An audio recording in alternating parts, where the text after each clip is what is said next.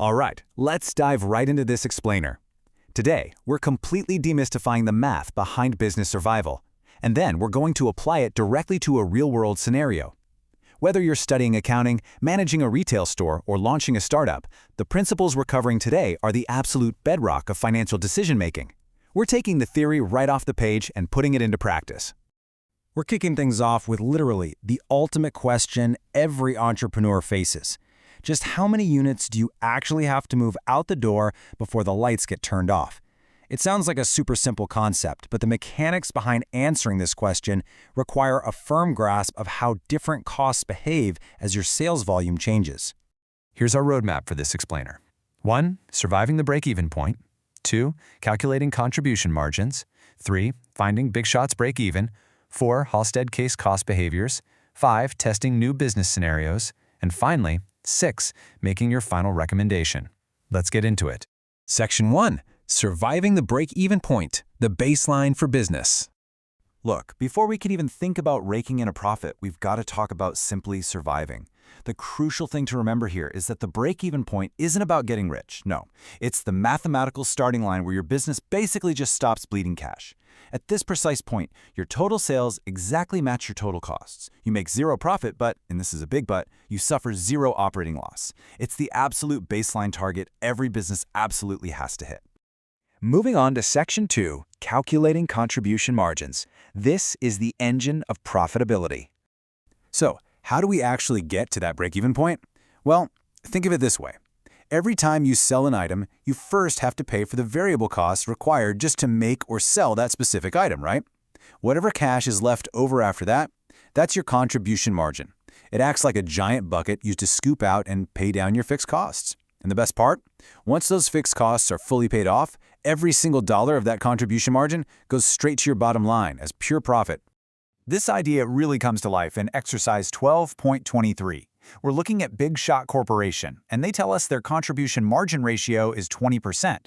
Now, since sales revenue is always our 100% baseline, this automatically means a massive 80% of every sale goes straight to variable costs. Think about that. For every dollar they make, 80 cents immediately walks right out the door just to cover the cost of the item, leaving a measly 20 cents to chip away at those fixed expenses. All right, Section 3. Finding Big Shot's break-even point by crunching the numbers. Armed with those vital ratios we just talked about, we get to play detective. We need to solve the mystery of Big Shot Corporation's operating loss and figure out their fixed costs. We know they pulled in $65,000 in sales. With that 20% contribution margin, they're generating $13,000 to cover fixed costs. But wait a second, the statement shows a $5,000 operating loss. So if $13,000 still leaves them $5,000 in the hole, we can logically deduce that their hidden fixed costs must be exactly $18,000. Make sense? Now, to find the exact sales dollar amount Big Shot needs to cover those stubborn $18,000 fixed costs and finally break even, we just run through 3 quick algebraic steps. Basically, we take that fixed cost burden and divide it by our contribution margin ratio.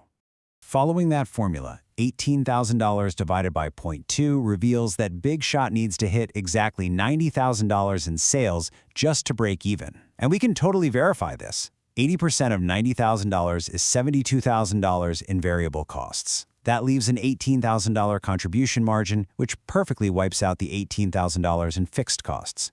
The result? A profit of exactly zero. The math works out perfectly. Let's pivot to Section 4, the Hallstead case cost behaviors. We're transitioning from student to consultant. Okay, it's time to take this nice, clean math and apply it to the much messier real-world scenario of the Hallstead Jewelers case. Hallstead is currently operating at a pretty painful loss, and this is despite selling 6,897 tickets at an impressive average price of $1,553 each. They're literally generating millions in revenue, but they're still stuck in the red. We've got to figure out why, and more importantly, how to pull them out of it. The absolutely crucial first step for this analysis is perfectly splitting their expenses into 2 distinct categories. On one side, you have fixed costs, things like salaries, rent, advertising, and depreciation. Think of these as dials that are totally stuck in place. They don't change whether you sell 1 diamond ring or 1,000. On the other side, you have variable costs, specifically the cost of goods sold and sales commissions. These dials turn up directly as your sales volume goes up. To get your per unit variable cost, you just take their total variable expenses and divide them by those 6,897 tickets sold. Which brings us to Section 5, testing new business scenarios, or as I like to call it, the multiverse of decisions. Once you've calculated the baseline break-even points for 2003, 2004, and 2006 to see their historical standing, the case asks you to step into the manager's shoes. You're going to test a multiverse of strategic business scenarios. Lowering the ticket price by 10%, eliminating sales commissions, increasing the advertising budget, or raising the average ticket price to cover fixed costs. We need to see how each dial turn impacts the break-even math compared to that 2006 baseline. Let's look at Scenario 1. If Hallstead drops their price by 10%, consultants predict volume will actually jump to 7,500 tickets. Now your fixed costs, like your store rent, they don't care that you sold more jewelry. They stay exactly the same. But because you sold more units, you have to completely recalculate the cost of goods sold and those sales commissions. You do this by multiplying your per unit variable cost by this new, higher volume of 7,500. It essentially creates a brand new income statement. Then there's Scenario 2, eliminating sales commissions altogether. This is a huge move because stripping away commissions fundamentally changes your contribution margin ratio. Suddenly, without paying out those commissions, a much larger percentage of every single sale stays right in your pocket to fight off those fixed costs. This creates an entirely new and likely much lower break-even point for the business. On the flip side, what about Scenario 3? If they try to basically buy their way out of trouble by increasing the advertising budget, well, that fixed cost burden gets heavier. Your variable costs per unit stay exactly the same, but that total pile of fixed costs you have to scoop out just grew. This immediately raises the bar, forcing Hallstead to sell even more units just to hit that zero-profit survival line. Finally, Section 6, making your final recommendation and deciding Hallstead's fate. This is the final piece of the puzzle, folks. You have to synthesize all this financial data into a single, cohesive course of action. And listen, you can't just talk your way through this based on a gut feeling. Your recommendation to management absolutely must be backed by hard break-even numbers.